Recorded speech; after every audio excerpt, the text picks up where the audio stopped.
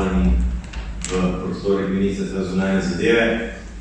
Kot veste, je pandemija COVID-19 na nek način spremenila tudi način dela, ne samo v svetovni diplomaciji, praktično vsi sektori gospodarstva, pa tudi zasebnega življenja so šli v digitalno, kar pomeni na eni strani, da smo ministrstva, pa tudi verjetno podjetja, povečali investicije v digitalno opremo. Po drugi strani pa pomeni tudi, da je več opreme, ki je sicer še uporabna, vendar pa ne zahteva teh najvišjih varnostnih standardov, ki jih potrebujemo v medsebojni komunikaciji. In zato smo že malo več kot lansko leto, torej konec leta 2020, se odločili, da bo Ministrstvo za zunanje zadeve redno doniralo opremo, ki jo ne uporabi več, oziroma ki jo bo nadomestilo z novo, tistim, ki to najbolj potrebujejo. In v letu 2020 smo to predali nevladni organizaciji Duh časa. Letos pa mislimo, da je prav, da s tem obdarujemo dve ključni organizaciji, ki sami najboljše vesta, kje ta potreba za dodatno opremo obstaja, in verjamem, da bo šla v prave roke in da bo s to opremo najprej kar nekaj veselja med tistimi, ki so jo dobili, po drugi strani pa tudi veliko dodane vrednosti z stvaritvami, z pismi, z komunikacijo, ki jo bodo naredili s to opremo. Jaz sem vesel, da bom danes to predal, kot sem rekel, v prave roke, in sem prepričan tudi, da se ne vidimo zadnjič v teh prostorih. Hvala lepa, minister. Zdaj vabim k besedi predsednico Zveze prijateljev mladine Slovenije, gospod Darjan. Spoštovani minister, vaši sodelavci, dragi gostje, hvala lepa, da ste se spomnili na našo organizacijo, na Zvezo prijateljev mladine Slovenije, ki je, bom povedala nekaj, za kar včasih imam priložnosti, tudi zelo pomembna organizacija, kar zadeva našo diplomacijo. Kajti vedno znova imamo tudi otroka iz vrst otroških parlamentov, ki je sestavni del borda v okviru Eurochilda, te organizacije, ki deluje na področju Evropske unije in združuje podobne organizacije, kot je naša, in še druge v drugih državah Evropske unije. Skratka, tudi mi smo nekako na tem diplomatskem paketu, če lahko temu rečem, tako aktivni. Hvala lepa za to donacijo. Mi imamo 110 društev po celi Sloveniji. Skratka, potrebe so, kot ste že sami omenili, predvsem v času COVID-a so se te potrebe še posebej izkazale kot neka nujna reakcija tudi nas, nevladne organizacije, kajti takrat se je pač izkazalo, da ne samo, da vsaka družina potrebuje računalnik, ampak računalnik je potreboval prav vsak otrok zaradi šolanja na daljavo. Naj tukaj pozdravim tudi svoje kolege iz Caritasa, čestitam za vse, kar počnejo zdaj v tem času, ko ukrajinske družine in otroci prihajajo v Slovenijo. Več kot 800 se jih že šola po osnovnih šolah. Seveda tudi mi smo na tem področju aktivni, razmišljamo pa, ker verjetno se ti otroci ne bodo mogli še vrniti v Ukrajino, pa tudi, če bi spopadi se prekinili ta hip, kajti država je razrušena in vrnitev ne bo mogoča. Začenjamo akcijo Pomežnik soncu, pri katere bomo peljali čim več otrok, pa ne samo slovenskih, naša želja je tudi ukrajinskih na morje in jim s tem pričarali vsaj nekaj dobre volje, skratka, razposajenosti, veselja na morju. Hvala lepa še enkrat. Hvala lepa. Zdaj pa predajam besedo še generalnemu odpravniku Slovenske Caritas, gospodu Petru Tomažiču.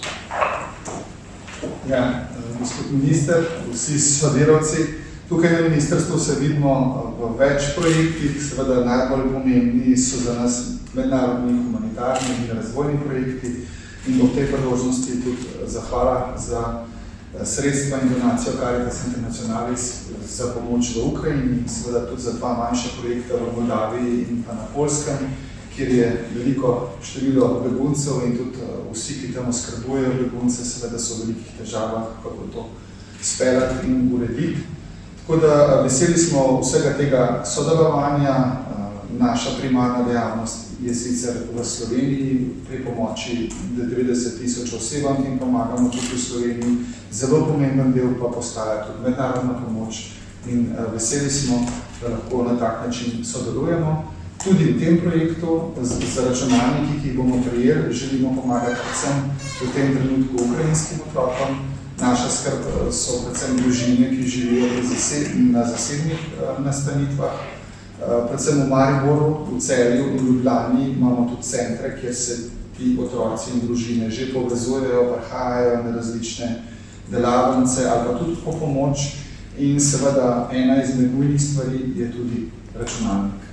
Za narediti domačo nalogo, se zapovezati in v centrih pa lahko tudi kaj stiskajo, kaj naredijo drugega. Mi pa želimo, da bi seveda jih tudi nekako vključili neke mehke oblike učenja jezika.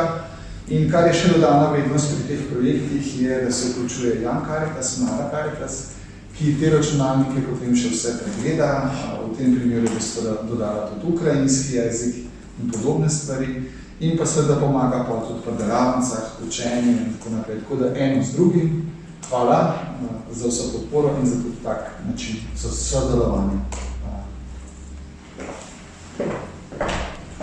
Vsem se zahvaljujem za spodbudne besede, za plemenite projekte in seveda želim uspešno delo naprej. Ob koncu pa vabimo ministra dr. Logarja, da simbolno preda konec predstavnika. Mogoče samo še 2 besedi. Moja iskrena zahvala za vse aktivnosti, ki delate in boste še izvajali v okviru pomoči ukrajinskim beguncem. Lahko rečem, da je to na nek način klic dolžnosti, da je to odločitev, ko se v nekih prelomnih trenutkih odloči za pravosodne zgodovine. In na ministrstvu smo se v tem pogledu takoj, ko je bila brutalna ruska agresija na Ukrajino, odločili za pravosodne zgodovine. In me veseli tudi, da v Sloveniji ta široka podpora temu na nek način dobiva zalet, prav s tem, ki ste tudi danes predstavili svoje aktivnosti pomoči ukrajinskim beguncem in tudi družinam ter otrokom ukrajinskih staršev priča o tem, da bo Slovenija še naprej to aktivno zastopala. Lahko rečem, da smo tu na Ministrstvu za zunanje zadeve šli s kar nekaj projekti, da smo v tem času poleg humanitarne pomoči vrednosti tja do 1,6 milijona evrov tudi v tem zbiranju sredstev na evropski ravni za Ukrajino še dodatnih 710.000 evrov in samo Ministrstvo za zunanje zadeve pokriva 4 projekte od nastanitve ukrajinskih otrok na Debelem rtiču do pomoči mladim družinam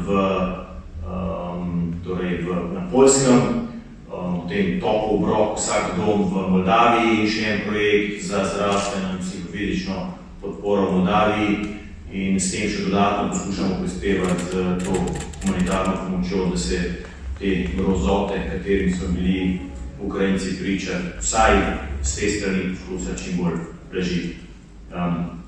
Konjice bodo šle v prave roke, to je samo del, zatem stoji večji komplet računalnikov in vesel bom vsake povratne informacije tudi z vaše strani, ker bodo povedali, da to opremo z veseljem uporabljajo in da deluje. Zagotavljam, da deluje, ampak verjamem, da je ravno ta povratna informacija v bistvu za nas največja nagrada, da smo se odločili prav in da lahko na ta način potem tudi začnemo zbirati opremo za naslednje leto, za naslednjo donacijo. Hvala lepa še enkrat.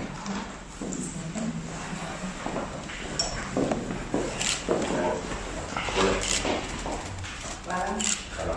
Srečno.